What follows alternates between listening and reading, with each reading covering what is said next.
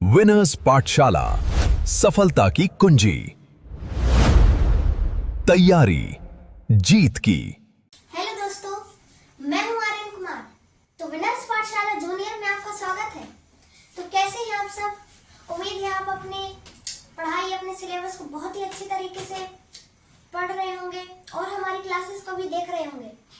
अगर आपने हमारी पिछली क्लासेस नहीं देखी हैं और आप हमारे चैनल पर नए हैं तो उन्हें भी जरूर देखिए।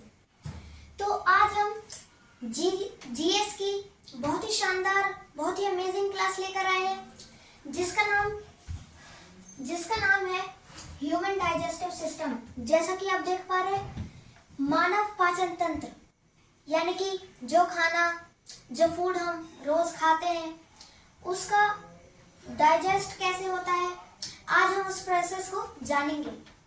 तो चलिए इस बहुत ही इंटरेस्टिंग चैप्टर को शुरू करते हैं। तो सबसे पहले हम जान लेते हैं व्हाट इज डाइजेशन, यानी डाइजेशन क्या है।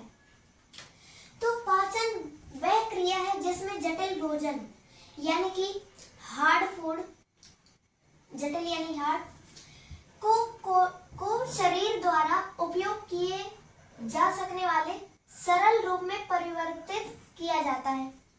यानी कि जो हार्ड फूड है, जो जटिल भोजन है, तो पाचन में हम उसे बहुत ही सिंपल, बहुत ही सॉफ्ट पार्ट में उसको चबाकर, तेज यानी कि दांत के उपयोग से, और बहुत सारे ऑर्गन्स है जिसका भी उपयोग डाइजेशन में होता है।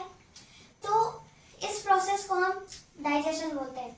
जैसा कि आप यहाँ पर भी देख पा रहे हैं, digestion is the process of breaking down food into the simple substances. इसका भी मतलब यही है कि हम जब फूड को बहुत ही सिंपल टुकड़ों में, सिंपल भागों में बांटते हैं तो वह डाइजेशन कहलाता है। अब ये इसके कुछ इंपॉर्टेंट पॉइंट्स जानते हैं। तो यह प्रक्रिया हमारे पाचन तंत्र यानी कि डाइजेस्टिव सिस्टम में होता है। इसके प्राप्त पोषक तत्व शरीर में अवशोषित होकर ऊर्जा देते हैं, यानी कि इसके जो पोषक जैसे कि विटामिन, प्रोटीन, ये सब हमारे शरीर में जाकर हमें एनर्जी देते हैं, यानी कि ऊर्जा देते हैं, और वृद्धि और मरम्मत में सहायक होते हैं। जैसे कि बहुत सारे विटामिन, जैसे कि विटामिन ई हमारे खून को जमाता है, तो ये विटामिन हमारे शरीर की क्या कर रहे हैं, मरम्मत कर रहे हैं। तो वही यहाँ पर लिखा हुआ है। इसके बाद जो पदार्थ शरीर के लिए अनुपयोगी यानी कि इम्पोर्टेंट नहीं है, तो वह मल के रूप में बाहर निकल जाते हैं, यानी कि एक वेस्ट की तरह हमारे शरीर से निकल जाते हैं। ठीक है, सरल शब्दों में अगर हम कहें तो पाचन वह प्रक्रिया है जिसमें भोजन को तोड़कर उसके पोषक तत्व शरीर के काम आने योग्य बनाए जाते हैं। तो जैसा कि आप देख पा रहे हैं, ये जो पिक्चर है इसमें जितने भी ऑर्गन्स, जैसा कि ये माउथ, ये ऑइसोफेगस, ठीक है, जिसे हम ईसोफेगस भी बोलते हैं, स्टमच, लीवर, गॉल ब्लैडर। तो अगर आपको इसमें हिंदी में भी जानना है या फिर आपको इसमें नहीं दिख रहा है तो यह एक और पिक्चर है। तो चलिए हम जानते हैं जो हमारे डाइजेस्टिव सिस्टम है उसमें कौन कौन से ऑर्गन, कौन कौन से पार्ट्स उपयोगी हैं। तो सबसे पहले जैसा कि आप देख पा रहे हैं, माउथ, ठीक है, तो ये हमारा माउथ है। अब माउथ में हम अपने खाने को टेक करते हैं, यानी कि अपने खाने को चबाते हैं, और माउथ में क्या होते हैं, टीथ, जिसे हम च्यू करते हैं। इसके बाद यह जो पाइप जैसी नली दिख रही है इसे हम ग्रासिका यानी कि ऑइसोफेगस या फिर ईसोफेगस भी बोल सकते हैं या बोलते हैं। इसके बाद यह खाना कहाँ जाएगा, अमाशय यानी कि स्टमच में, ठीक है। इसके बाद स्टमच से होकर अग्नाशय यानी कि पैनक्रियास, यह जो आप देख पा रहे हैं ये पैनक्रियास है। इसके बाद ये छोटी आंत यानी कि स्मॉल इंटेस्टाइन में जाता है, और इसके बाद ये लार्ज इंटेस्टाइन से एनस की ओर होकर वेस्ट की तरह हमारे शरीर से बाहर निकल जाता है। यहाँ कुछ और पार्ट्स भी हैं तो उनको भी जान लेते हैं।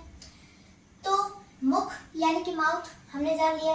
इसके बाद ग्रासिका यानी कि ईसोफेगस या ओइसोफेगस, अमाशय यानी स्टमच, और यकृत यानी कि लीवर, यह है लीवर, ठीक है।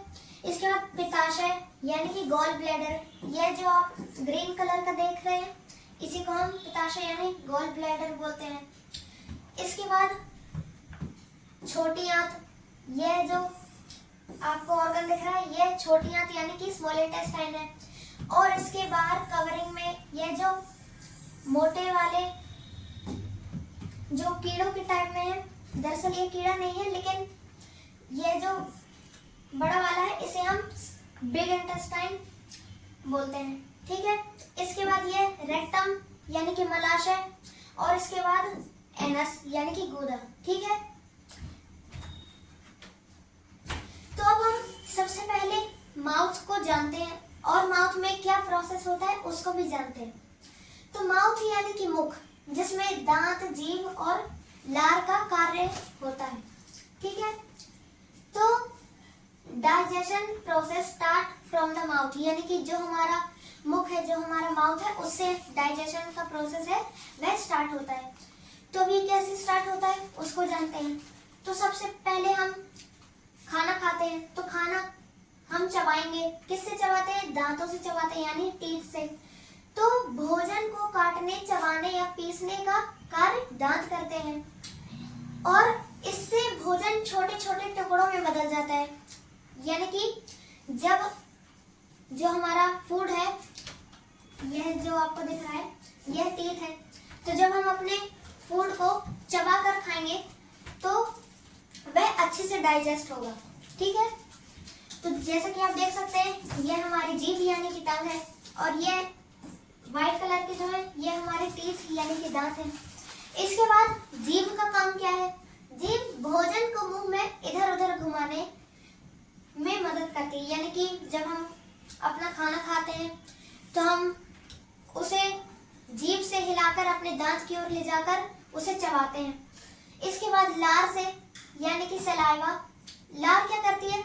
ये हमारे भोजन में लार यानी कि सलाइवा अब्सॉर्ब हो जाता है और वह उसे सॉफ्ट बना देती है जिससे कि चबाने में आसानी हो। लार ग्रंथियों द्वारा बनती है और वह ग्रंथियां यानी कि ग्रंथियों को हम इंग्लिश में ग्लैंड्स बोलते हैं। तो यह ग्लैंड्स कौन कौन से हैं? पैरोटिड, सबमैंडिबुलर और सबलिंगुअल ग्लैंड्स। जैसा कि आप देख पा रहे हैं यह वाला जो ग्लैंड है, यह जो आपको ऑर्गन दिख रहा है यह है पैरोटिड ग्लैंड। इसके बाद यहाँ पर जो आपको दिख रहा है यह है सबमैंडिबुलर ग्लैंड और यहाँ पर जीभ के नीचे जो आपको दिख रहा है वह सबलिंगुअल ग्लैंड। उम्मीद है आपको इतना सब कुछ समझ में आया होगा, ठीक है। और इसमें पटालियन यानी कि सेलिवरी एमिलेज एंजाइम होता है, ठीक है, जो स्टार्च को शर्करा यानी कि माल्टोज में बदलना शुरू करता है। इसके बाद यह भोजन को नम और चिकना करता है। जैसा कि हमने जाना जब हमारा जो फूड है उसमें जब सलाइवा यानी कि जो लार है वह ऑब्जॉर्ब हो जाता है तो वह सॉफ्ट हो जाता है, नरम हो जाता है, जिससे हमें उसको चबाने में आसानी हो, ठीक है। अब इसके मुख्य कार्य क्या है? भोजन ग्रहण करना यानी कि माउथ में हम अपने भोजन को ग्रहण करते हैं और चबाना और पीसना, दांत से चबाते हैं। लार मिलाना यानी कि जो हमारा सलाइवा है उसको मिक्स करना। पाचन की शुरुआत करना यानी कि हमारे जो डाइजेशन है उसको शुरू करना। अब ध्यान देने वाला पॉइंट इधर भी कुछ लिखा हुआ है, चलिए इसको जानते हैं। पाचन की पूरी प्रक्रिया शुरुआत मुंह से होती है, इसीलिए इसे पाचन तंत्र का प्रवेश द्वार कहा जाता है। तो अगर यह क्वेश्चन आए कि डाइजेस्टिव सिस्टम का प्रवेश द्वार क्या है तो वह है माउथ यानी कि मुख, ठीक है। चलिए इसी प्रकार हम फार्निक्स और ऑइसोफेगस यानी कि ये स्टेप 2 तब इसे जानते हैं। इसे हिंदी में ग्रासनी और अन्न नली भी कहते हैं। तो सबसे पहले ग्रासनी यानी कि फार्निक्स को जान लेते हैं। तो यह मुख में अन्न नली के बीच स्थित एक नलीनुमा संरचना है। तो जैसे कि आप देख पा रहे हैं, यह जो ईसोफेगस है और ये हमारा माउथ है, तो इन दोनों के बीच में यहाँ कान बना हुआ है और उसके बीच में जो यहाँ पर्पल कलर से डिस्प्ले है, इसी को हम ग्रसनी यानी कि फार्नेक्स बोलते हैं। तो ये मुख के पीछे यानी कि माउथ के पीछे स्थित है और ये भोजन को अन्न नली की ओर भेजते हैं, यानी कि जब हम अपने खाने को अंदर भेजते हैं तो फार्नेक्स उसमें हमारी सहायता करता है, जिसे हम ग्रसनी भी बोल सकते हैं। ठीक है। इसके बाद श्वसन के समय यह वायु को श्वास नली की ओर भेजती है, यानी कि जब हम सांस लेते हैं तब यह जो हवा है उसको भी भेजती है। इसके बाद ईसोफेगस, जिसे हम ओइसोफेगस भी बोलते हैं, तो इसके बारे में भी जानते हैं। यह एक लंबी पेशीय नली है जो ग्रसनी को अमाशय से जोड़ती है। ठीक है। तो यह जो नली, यह जो पाइप जैसा आपको दिख रहा है, इसी को हम क्या बोलते हैं? ओइसोफेगस या ईसोफेगस बोलते हैं। इसकी लंबाई कम से कम 25 सेंटीमीटर है। ठीक है। तो यह जो ओइसोफेगस है, इसकी लंबाई कितनी है? 25 सेंटीमीटर, जो कि आपको याद रखनी है। इसके बाद इसमें वाल्व नहीं होते, केवल मांसपेशियों का संकुचन और अंकुचन, यानी कि जब इसमें हिलाव होता है तो उसको क्या बोल देते हैं हम? पेरिस्टेलिक मूवमेंट। तो इसके द्वारा भोजन को अमाशय तक पहुंचाया जाता है। जब भी आप अपने खाने को अंदर की ओर भेजते हैं तो आपने देखा होगा आपके गले के पास एक हिलावट होती है, आपके गले के पास कुछ हिलता है, तो उसी को हम पेरिस्टेल्टिक मूवमेंट बोलते हैं, जिसके द्वारा जो खाना है वह अंदर जाता है या फिर पानी अंदर जाता है। इसके बाद एक की पॉइंट क्या है? भोजन का मार्ग मुख से कहाँ गया? मुख से ग्रसनी यानी कि फार्नेक्स की ओर गया। इसके बाद अन्न नली में गया, यह है अन्न नली, जिसे हम ईसोफेगस बोलते हैं। ठीक है। इसके बाद अमाशय, तो यह जो आपको दिख रहा है यही अमाशय है। इसके बारे में भी हम जानेंगे। तो इसे इंग्लिश में क्या बोल देते हैं? स्टमच। ठीक है। और मुख से भोजन ग्रसनी से होकर अन्न नली के माध्यम से अमाशय तक पहुंचता है। ठीक है। इसमें बस इतना ही था। और यहाँ पर भी कुछ और बने हुए हैं, 2 ऑर्गन्स बने हुए हैं, उनको भी जानते हैं। उसमें क्या लिखा है? सबसे पहले ग्रसनी, तो ये जो आप देख पा रहे हैं, ये इसे हम क्या बोलते हैं? माउथ कैविटी, मुख गुहा। ठीक है। और इसे श्वास नली यानी कि ट्रैकी, और जब ये नीचे की ओर चल जाती है तो उसे अन्न नली यानी कि ओइसोफेगस। अब अन्न नली की आंतरिक संरचना यानी कि उसके अंदर की मांसपेशियां परतें कुछ इस प्रकार की होती है। जैसे कि आप देखते हैं, जब ये हिलती हैं तो कौन सा मूवमेंट होता है? पेरिस्टेल्टिक मूवमेंट। ठीक है। तो जैसे कि आप देख पा रहे हैं, ये माउथ से कहाँ गया हमारा खाना? ग्रसनी यानी कि फार्नेक्स, उसके बाद अन्न नली यानी कि ईसोफेगस। अब इसके बाद अमाशय में जाएगा। तो अब अमाशय यानी कि स्टमच को भी जान लेते हैं।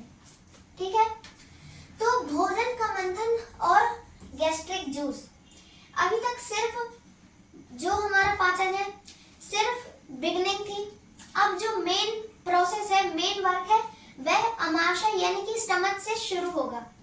तो वह कैसे होगा? चलिए इसको जानते हैं।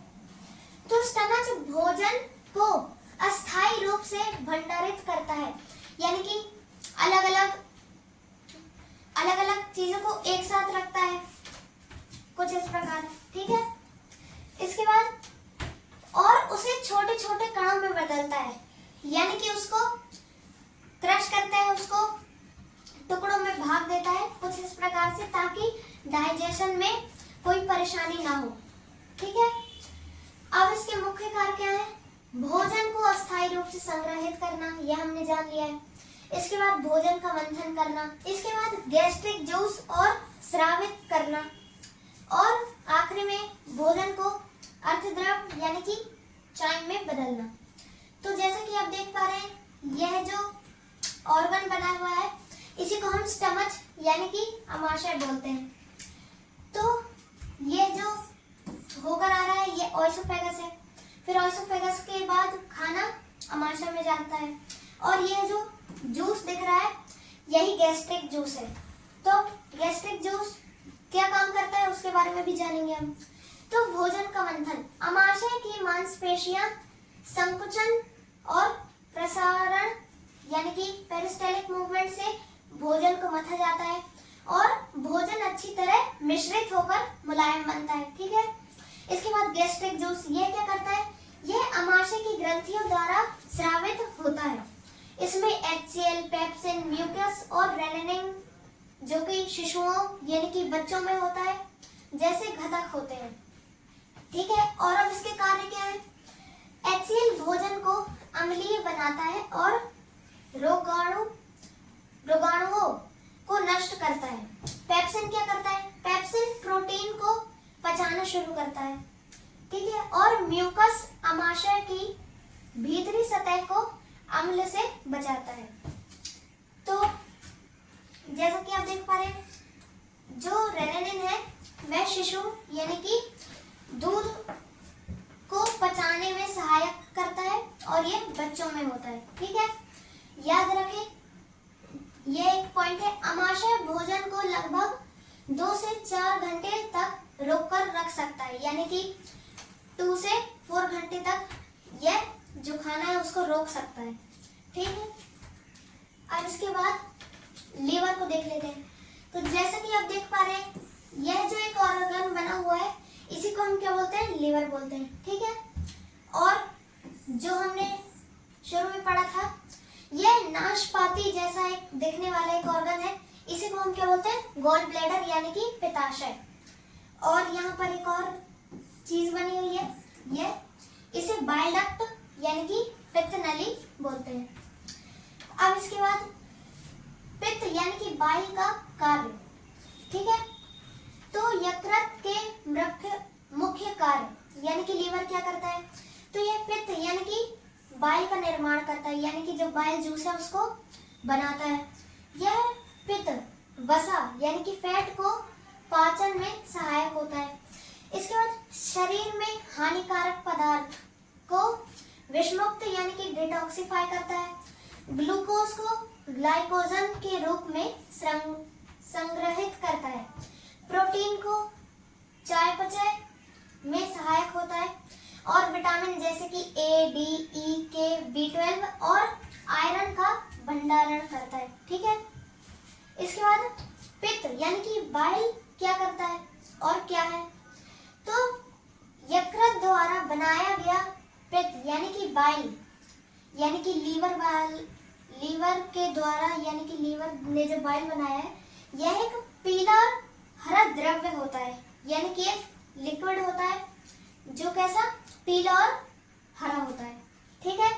जो पित्ताशय यानी कि गॉल ब्लैडर, यह है गॉल ब्लैडर, तो गॉल ब्लैडर में संग्रहित रहता है और भोजन को अमाशय से छोटी आंत में पहुंचाने पर पित्त नली के द्वारा छोड़ा जाता है। यानी कि जैसे कि आप देख रहे हैं, ये जो बाइल डक्ट है यानी कि पित्त नली, तो बाइल जूस जब खाना छोड़ा जाता है तो उसके साथ इसको भी छोड़ा जाता है। ठीक है। इसके बाद बाइल के और कार्य क्या है, वसा यानी कि फैट को छोटे छोटे कणों एमल्सिफाई में तोड़ता है, यानी कि जो फैट है उसको छोटे छोटे टुकड़ों में बांटता है। फिर फैट को पाचक एंजाइम लाइपेज के लिए तैयार करता है। वसा के पाचन अवशोषण यानी कि अब्जॉर्प्शन में सहायक होता है और भोजन को चाकचक्य बनाकर एंजाइम के कार्य में सहायक होता है। ठीक है। अब इसमें एक याद रखने वाला पॉइंट, यदि पित्त का प्रभाव रुक जाए तो वसा का पाचन ठीक से नहीं हो पाता, यानी कि जो बाइल जूस है अगर वह खाने के साथ ना जाए तो जो हमारा डाइजेशन है वह अच्छे से नहीं हो पाएगा। ठीक है। इसके बाद गॉल ब्लैडर, तो जैसा कि आप देख पा रहे हैं, हमने पहले जाना गॉल ब्लैडर, तो अब गॉल ब्लैडर के बारे में जानते हैं। तो गॉल ब्लैडर यानी कि पित्ताशय, यह पित्त का संग्रह यानी कि स्टोरेज है। तो पित्ताशय क्या है, यह एक छोटी नाशपाती के आकार की थैली होती है, एक थैली की जैसी होती है, जो यकृत यानी कि लीवर के नीचे, ये देख पा रहे हैं, यह लीवर बना हुआ है और इसके जस्ट नीचे पर पित्ताशय यानी कि गॉल ब्लैडर है, ठीक है, के नीचे स्थित होती है। इसका मुख्य कार्य यानी कि जो बाइल है उसको एकत्र करने यानी कि उसको कलेक्ट करना और संग्रहित यानी कि एक जगह पर इकट्ठा करना होता है, और इसकी आवश्यकता पड़ने पर छोटी आंत में छोड़ना, यानी कि जब भी डाइजेशन होगा और जब भी हम स्मॉल इंटेस्टाइन यानी छोटी आंत में खाना ट्रांसफर करेंगे तो इसको वह छोड़ देगा। इसके बाद याद रखने वाला पॉइंट, यदि पित्ताशय में पथरी यानी कि गॉल स्टोन्स बन जाएं, तो पित्त प्रवाह रुक सकता है और मल में समस्या हो सकती है। यानी कि जब हम अपना मल वेस्ट निकालते हैं तो ये जो गॉल स्टोन है इनकी वजह से हमें कुछ दिक्कतें यानी कि प्रॉब्लम्स हो सकती हैं। अब इसके कार्य क्या है? पित्ताशय के कार्य, यकृत द्वारा बनाया गया पित्त यानी कि बाइल एकत्र करता है, ये हमने जान लिया है। इसके बाद पित्त को गुदा कॉन्सेंट्रेट करता है और संग्रहित करता है, यानी कि एक साथ कलेक्ट करता है। भोजन को विशेषकर वसा फैट के पाचन के समय पित्त को पित्त नली यानी कि बाइल डक्ट, यह जो आप देख पा रहे हैं बाइल डक्ट, इसमें क्या करता है के माध्यम से छोटी आंत में छोड़ता है, यानी कि यह जो बाइल डक्ट है इसके द्वारा इसमें जब बाइल जूस जाता है तो इसके द्वारा खाना भी भेज दिया जाता है। फिर वसा यानी कि फैट को इमल्सिफाई करके उसके पाचन में सहायता करता है, ठीक है। तो जैसा कि हमने पित्त का प्रवाह जाना, सबसे पहले ये यकृत से गॉल ब्लैडर में गया, इसके बाद बाइल डक्ट और फिर डियोडेनम। अब ये डियोडेनम क्या है इसे भी हम पढ़ेंगे। तो कुछ की पॉइंट्स, तो पित्ताशय यानी कि पित्त का संग्रहालय और पित्त यानी कि वसा पाचन में सहायक, छोटा अंग और बड़ा योगदान। पित्ताशय की तरह अग्नाशय को भी देख लेते हैं। तो जैसा कि आप देख पा रहे हैं यह जो भुट्टे की तरह एक ऑर्गन बना हुआ है, यही पैनक्रियास यानी कि अग्नाशय है। अब इसमें यह जो रूट्स है तो यह अग्नाशयी नली यानी कि पैनक्रियाटिक डक्ट है, जिसके द्वारा बाइल जूस छोड़ा जाता है, ठीक है। और अब इसके मुख्य कार्य क्या है? तो चलिए अब इसके मुख्य कार्य को भी जान लेते हैं। तो यह पाचक एंजाइम बनाता है और इसको छोटी आंत के प्रारंभिक भाग डियोडेनम में छोड़ता है, ठीक है। यानी कि जो स्मॉल इंटेस्टाइन छोटी आंत के 3 भागों में से एक डियोडेनम, जो कि छोटी आंत को किससे अग्नाशय से जोड़ता है, तो उसे हम डियोडेनम बोलते हैं। तो ये इसमें छोड़ता है। इसके बाद कार्बोहाइड्रेट, प्रोटीन और वसा के पाचक में सहायक होता है, यानी कि एक हेल्प करता है। इसके बाद हार्मोन यानी कि इंसुलिन और ग्लूकागन भी बनाता है, जो रक्त में शर्करा के स्तर को नियंत्रित करते हैं, ठीक है। उम्मीद है आपको समझ में आया होगा। चलिए अब हम इसके कुछ डाइजेस्टिव एंजाइम यानी कि पाचक एंजाइम को समझते हैं। तो सबसे पहले जान लेते हैं एमिलाइज। जैसे कि आप देख पा रहे हैं एमिलाइज, तो यह कार्बोहाइड्रेट यानी कि स्टार्च को मेल्टोज में बदलता है, ठीक है। इसके बाद ट्रिप्सिन, जो प्रोटीन को पेप्टोन और एमिनो अम्ल में बदलता है। तो यह जो येलो कलर से सारे हेडिंग्स दिख रहे हैं, ये बहुत ही इंपॉर्टेंट है। और यह जो टॉपिक हम पढ़ रहे हैं, इससे हर कॉम्पिटिटिव एग्जाम में, कोई भी कॉम्पिटिटिव एग्जाम है तो उसमें 1 से 2 क्वेश्चन जरूर ही आते हैं। तो उम्मीद है आप इस क्लास को पूरा देखें, ठीक है। इसके बाद लाइपेज, तो ये क्या करता है? वसा यानी फैट को फैटी अम्ल यानी कि मिसरॉल में बदलता है। इसके बाद इसी प्रकार न्यूक्लियस को भी देख लेते हैं। न्यूक्लिक अम्ल यानी कि डीएनए और आरएनए को छोटे भागों में तोड़ता है, यानी कि जो हमारा डीएनए या फिर आरएनए है उसको छोटे छोटे भागों में तोड़ता है। ठीक है, अब इसके बाद याद रखें, अग्नाशय का रस क्षारीय यानी कि एल्काइन होता है। ठीक है, जो अमाशय से आने वाले अम्लीय भोजन को निष्क्रिय यानी कि न्यूट्रलाइज करता है। अब इसके बाद अग्नाशय का पाचक रस कहा जाता है, तो सबसे पहले पैनक्रियास यानी कि अग्नाशय से पैनक्रियाटिक डक्ट में, फिर इसके बाद ड्यूडेनम यानी कि छोटी आंत का पहला भाग, इसके बाद यहीं पर अग्नाशय का पाचक रस डाला जाता है। तो अग्नाशय यानी कि जो पैनक्रियास है इसका जो एक पाचक रस डाइजेस्टिव एक जूस होता है वह डाला जाता है जो पाचन में मदद करता है यानी कि डाइजेशन में मदद करता है। अब यहाँ पर एक टेबल बनी हुई है, तो इस टेबल में क्या क्या लिखा है चलिए इसको जानते हैं। तो पाचक एंजाइम और उनका कार्य, जैसा कि हमने यहाँ पर कुछ एंजाइम्स पढ़े, तो उन कैसे पचाता है और उनका परिणाम यानी कि एंड में उसका निष्कर्ष क्या है। तो अमाइलाइज यह स्टार्च के किसे पचाता है, स्टार्च को पचाता है और किस में बदल देता है, माल्टोज में। इसके बाद ट्रिप्सिन किसको पचाता है, प्रोटीन को, और फिर किस में बदल देता है, पेप्टोन और एमिनो अम्ल में। इसके बाद लाइपेज यह वसा यानी फैट को किस में बदलता है, फैटी अम्ल यानी कि ग्लिसरॉल को ग्लिसरॉल में बदल देता है। इसके बाद न्यूक्लियस जो कि डीएनए आरएनए को तोड़ता है, यह किस में बदल देता है, न्यूक्लियोटाइड्स। ठीक है, तो उम्मीद है आपको पैनक्रियास के बारे में पूरे कॉन्सेप्ट समझ में आए होंगे। तो चलिए अब हम इसी प्रकार स्मॉल इंटेस्टाइन यानी कि छोटी आंत को समझ लेते हैं। अब यह जो आपको कुछ कीड़ों की तरह छोटे छोटे दिख रहे हैं, तो दरअसल इसी को हम क्या बोलते हैं, स्मॉल इंटेस्टाइन यानी कि छोटी आंत। तो इसके कितने, छोटी आंत के कितने भाग हैं, 3 भाग हैं।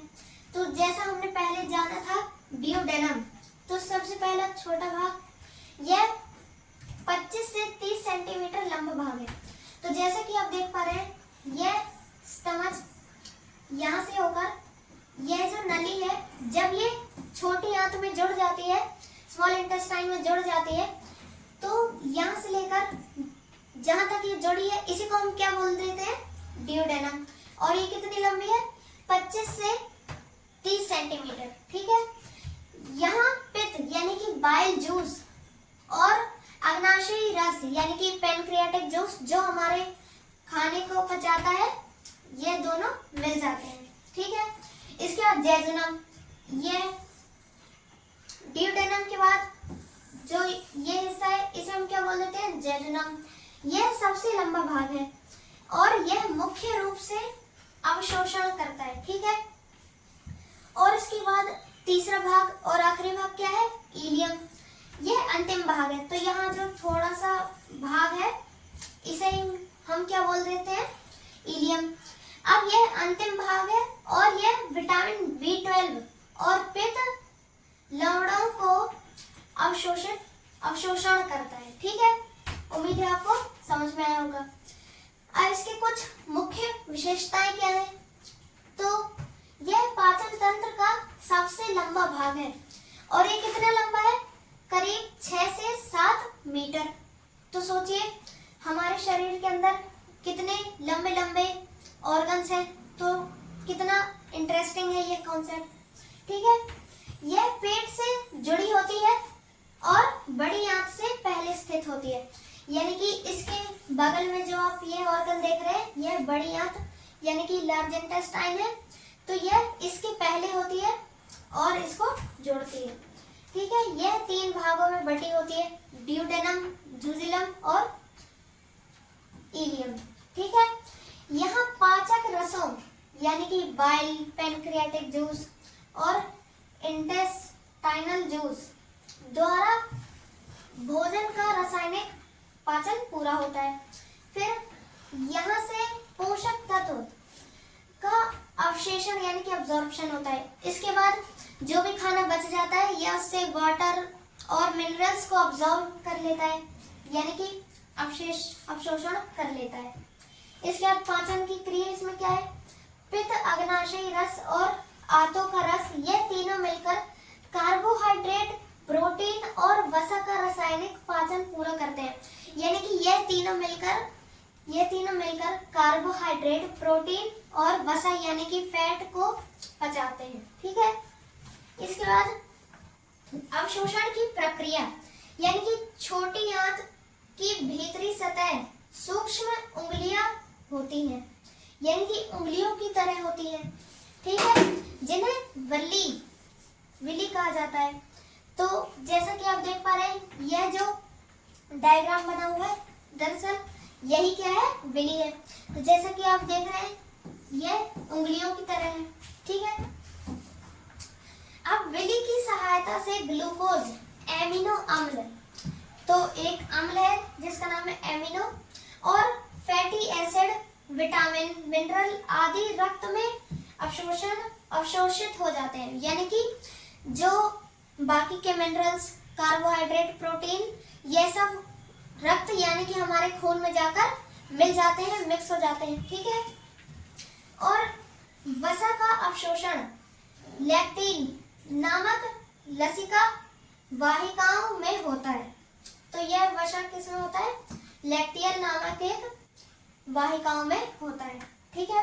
अब इसमें कुछ महत्वपूर्ण पॉइंट, पाचन का अंतिम चरण यही पूरा होता है। यानी कि जो छोटी आंत है इसमें जब सब कुछ अब्जॉर्ब हो चुका है, सब कुछ डाइजेस्ट हो चुका है, तो यहाँ यह पूरा हो जाता है।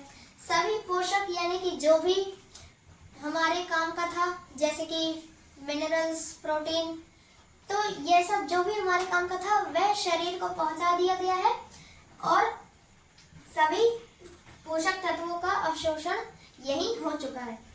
अब इसके बाद शरीर को ऊर्जा और निर्माण के लिए पोषण यहीं से मिलता है। ठीक है। तो जब ये अब्जॉर्व करेगा तभी आपको जो पोषण है वह मिल जाएंगे। ठीक है।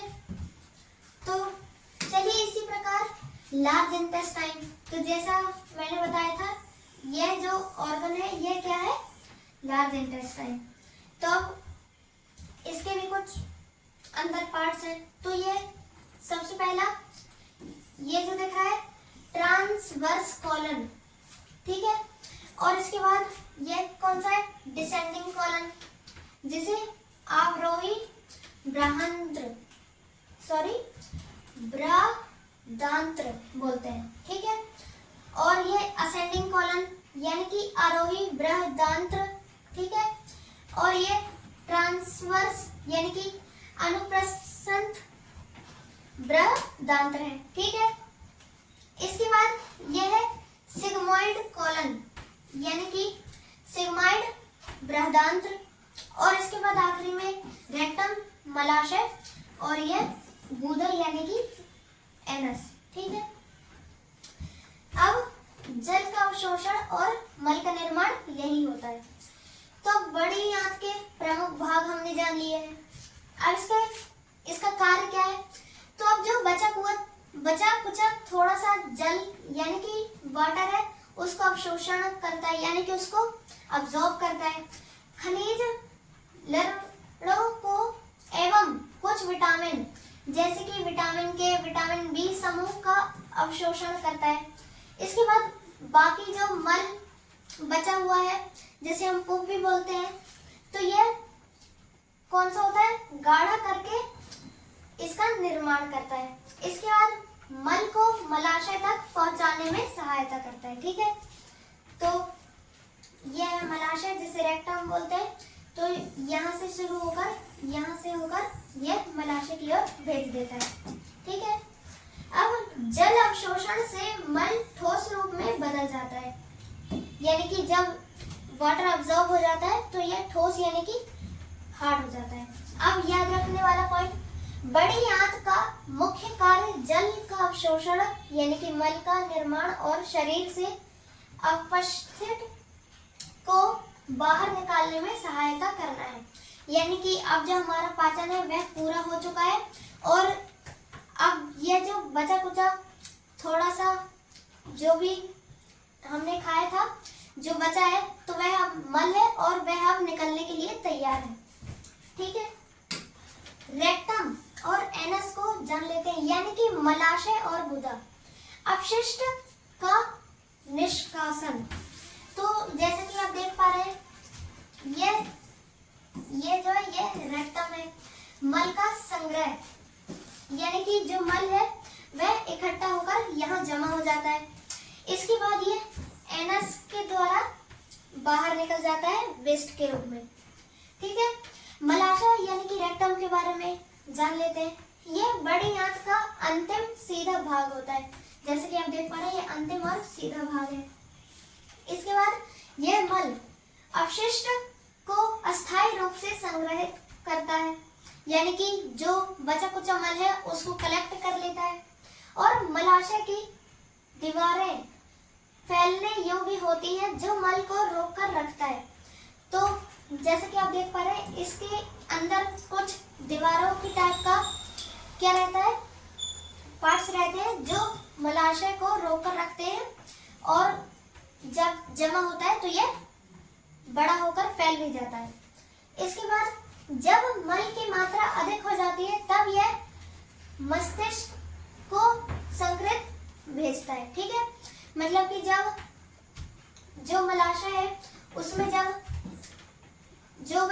वह पूरा भर जाता है, जब उसमें सारा मल इकट्ठा हो जाता है तो वह क्या करता है, मस्तिष्क यानी कि ब्रेन को क्या संकेत भेज देता है। ठीक है, इसके बाद गुदा यानी कि एनस को जान लेते हैं। तो यह मलाशय के नीचे स्थित छोटा छिंदु होता है। ठीक है, इसके बाद यह शरीर के अपशिष्ट मल यानी कि जो मल बचा है ये इसको बाहर निकालने में मदद करता है और मार्ग होता है। तो जैसा कि आप देख पा रहे हैं यहाँ से हम जो मल है उसको निकाल देंगे। इसके बाद यहाँ दो मांसपेशियां द्वारा होते हैं, आंतरिक और बाह्य गुदा स्फेक्टर। ठीक है, जो मल को नियंत्रित करते हैं। अब ये कैसे होता है निष्कासन, तो जब मलाशय रेक्टम में भर जाता है तो यह फैलता है यानी कि और बड़ा हो जाता है। फिर मस्तिष्क को यानी कि हमारे ब्रेन को संकेत भेज देता है। ठीक है, और इसके बाद हम शौचालय जाते हैं और अपना जो वेस्ट है उसे निकाल देते हैं। अब मल शरीर से गुदा के माध्यम से बाहर निकल जाता है। ठीक है, याद रखें मलाशय मल को रोक कर रखता है और जो गुदा है यानी कि जो एनस है वह उसे बाहर निकाल देते हैं। अब कुछ की पॉइंट्स है, तो मलाशय मल का संग्रहण करता है, गुदा मल को शरीर से बाहर निकालता है। यह प्रक्रिया स्वैच्छिक वॉलंटरी नियंत्रण में होती है। ठीक है, फिर ये स्वच्छता बनाए रखने का बहुत आवश्यक है। तो दोस्तों उम्मीद है आपको यह बहुत इंटरेस्टिंग चैप्टर समझ में आया होगा और आपने आज जाना होगा कि कैसे जो हमारा डाइजेशन है, जो हम खाना खाते हैं वह कैसे डाइजेस्ट होता है।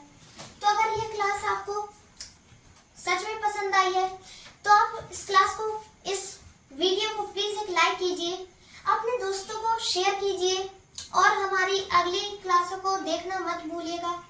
और अगर आपने हमारी पिछले जीके या फिर मैथ्स की क्लासेस नहीं देखी है तो ज़रूर उनको भी देखिए, और अगर आपने उनमें से कुछ टॉपिक नहीं पढ़े हैं तो आप वहां से अपना एक्स्ट्रा नॉलेज कर सकते हैं। तो दोस्तों चलिए हम इस क्लास को लंबी न करते हुए ख़त्म करते हैं। तो तब तक के लिए जय हिंद, जय भारत और थैंक यू दोस्तों।